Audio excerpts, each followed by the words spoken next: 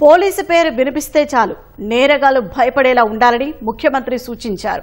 వారి హోదా చూసి వెనక్కి తగ్గొద్దని స్పష్టం చేశారు. ఫ్రెండ్లీ పోలీసింగ్ అంటే నేరగాళ్లు కబ్జారేళ్లకు అండగా ఉండటం కాదన్న సీఎం పేదలు బాధితులకు బాసటగా నిలవాలని సూచించారు. హైదరాబాద్ లో విపత్తు నిర్వహణ దళాన్ని ప్రారంభించిన రేవంత్ రెడ్డి హోంగార్డులకు ప్రస్తుతం ఇస్తున్న 27,000 గౌరవ వేతనాన్ని 30,000కు పెంచుతున్నట్లు ప్రకటించారు. రాష్ట్రంలో చాప కింద నీరులా విస్తరిస్తున్న గంజాయి డ్రగ్స్ ను కఠిన చర్యలు చేపట్టి అరికడుతున్నామన్నారు. సైబర్ డ్రగ్స్ సంబంధిత కేసులను ఫాస్ట్ ట్రాక్ కోర్టుల ద్వారా సత్వరం పరిష్కరిస్తామని వెల్లడించారు.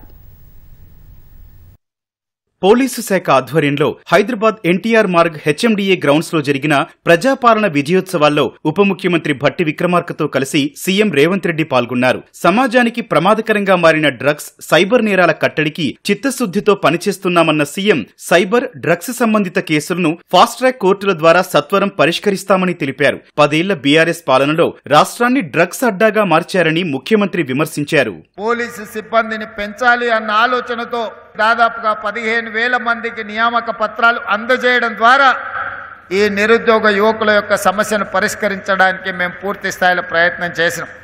నేరాలు కొంత పుంతలు తొక్కుతున్నాయి. ఈరోజు సమాజంలో వచ్చిన మార్పుల వల్ల నేరాల విధానం మారింది. ఈరోజు సైబర్ క్రైమ్ లాంటి, డ్రగ్స్ లాంటి కొత్త కొత్త నేరాలు, నేరగాళ్లు ఈ రాష్ట్రంలో, ఈ దేశంలో ఈరోజు కనిపిస్తున్నారు. సైబర్ క్రైమ్ ను నియంత్రించాల్సిన అవసరం ఉన్నది. వాళ్ళ పట్ల కఠినంగా వ్యవహరించాల్సిన అవసరం ఉన్నది. బీటెక్, ఎంటెక్ చదువుకున్న వాళ్ళను కూడా మీరు పికప్ చేసి వాళ్ళని సైబర్ క్రైమ్ లో, అదేవిధంగా డ్రగ్స్ నియంత్రించడంలో డేటా ఎనాలిసిస్ చేయడానికి అవసరమైన శిక్షణను కూడా ఇచ్చి ప్రత్యేకమైన అవకాశాలు ఇవ్వండి. ఇన్వెస్టిగేటింగ్ ఆఫీసర్లను మీరు శిక్షణ ఇవ్వాల్సిన అవసరం ఉన్నది. ఎందుకంటే 4-5 సంవత్సరాల తర్వాత మీరు నమోదు చేస్తున్న కేసులు వీగిపోతున్నాయి. న్యాయస్థానాలలో శిక్ష విధించే విధంగా చర్యలు చేపట్టడంలో కొంత వెనుకబడుతున్నాం. కాబట్టి అందుకే అధికారులతో మాట్లాడిన నేను తర్వాత సమీక్ష చేస్తా.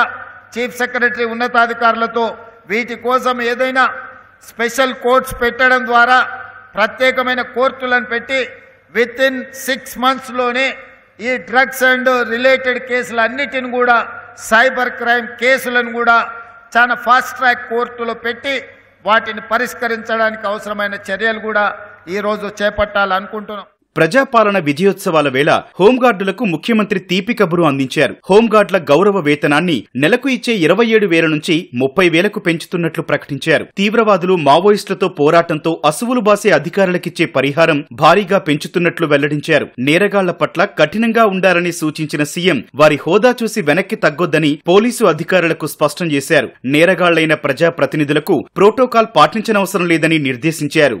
అప్పుడప్పుడు ఫ్రెండ్లీ పోలీసింగ్ అని నేను వింటుంటా.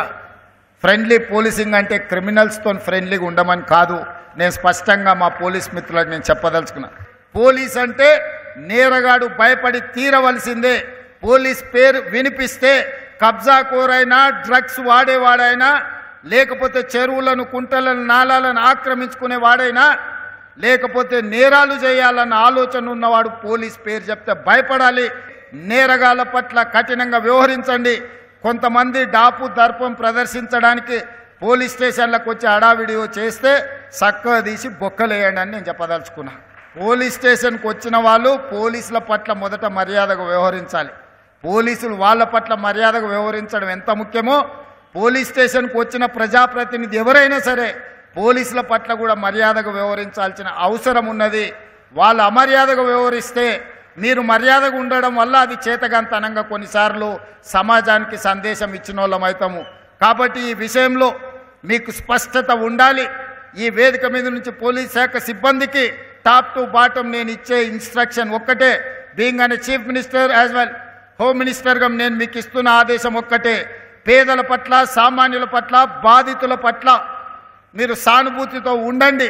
వాళ్ళ సమస్యల్ని పరిష్కరించండి. నేరగాళ్ళు ఎంత వారైనా సరే, వాళ్ళ రాజకీయ నాయకులా, అధికారులా, లేకపోతే ఇంకెవరా, ఎవరిని చూడాల్సిన అవసరం లేదు. వాళ్ళ హోదా నేరగాడికి అప్లై అవ్వదు. ప్రోటోకాల్స్ కూడా నేరగాళ్ళకి అప్లై అవ్వవు. అలాంటి వారి పట్ల స్పష్టంగా వ్యవహరించండి. ఏడాదిలోనే పోలీసు శాఖను బలోపేతం చేసే దిశగా ప్రజాప్రభుత్వం చాలా చర్యలు చేపట్టిందని ఉప ముఖ్యమంత్రి భట్టి విక్రమార్క అన్నారు. హైదరాబాద్ లో అలజడి సృష్టించడానికి ప్రయత్నించిన శక్తులను చాకచక్యంగా అణిచివేశారని పోలీసు సిబ్బందిని ఆయన అభినందించారు.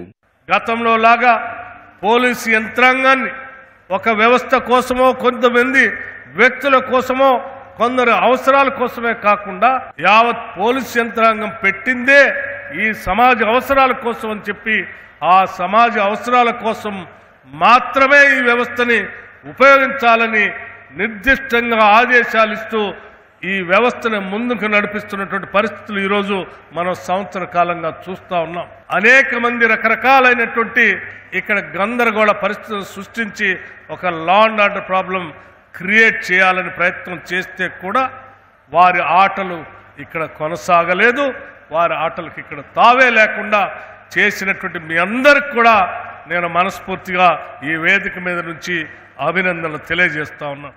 అంతకుముందు రాష్ట్ర విపత్తు నిర్వహణ దళాన్ని ముఖ్యమంత్రి ప్రారంభించారు. ఎస్డీఆర్ఎఫ్ వాహనాలు, బోట్లు ప్రారంభించిన సీఎం రేవంత్ రెడ్డి ఆపద సమయాల్లో సేవలు వినియోగించుకుంటామని స్పష్టం చేశారు. సుశిక్షితులైన అక్టోపస్ సిబ్బంది విపత్తుల వేళ ఏ విధంగా స్పందించాలో దృశ్యరూపకంగా చేసిన ప్రదర్శనలు ఆద్యంతం ఆకట్టుకున్నాయి.